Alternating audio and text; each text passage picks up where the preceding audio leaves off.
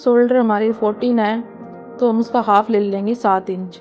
7 inch पे ऐसा लगाया। आर्म होल हमारे उसे शोल्डर से हम आधा इंच ज़्यादा लेते हैं तो हम 7.5 आर्म होल ले लेंगे।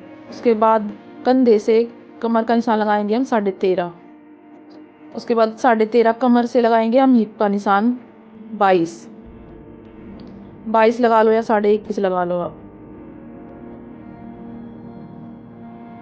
इसके बाद हम चेस्ट का 4th हिस्सा लेंगे।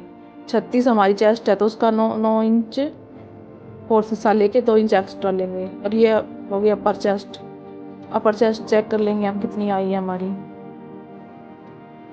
ये कमर का 4th हिस्सा लेके उसके बाद 2 इंच एक्स्ट्रा लेंगे। अब चेस्ट को कमर को मिला देंगे। हिप का 4th हिस्सा लेंगे।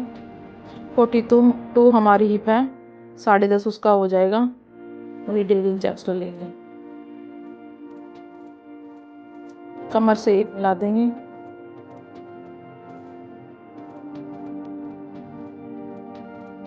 सेम ऐसे ही सीधे चौक, क्योंकि हमें चाक सूट के घेरा जो होता है वो इक्वल रखना होता है, इसलिए हम उसे सीधा ही मिला देंगे नीचे लाइन से।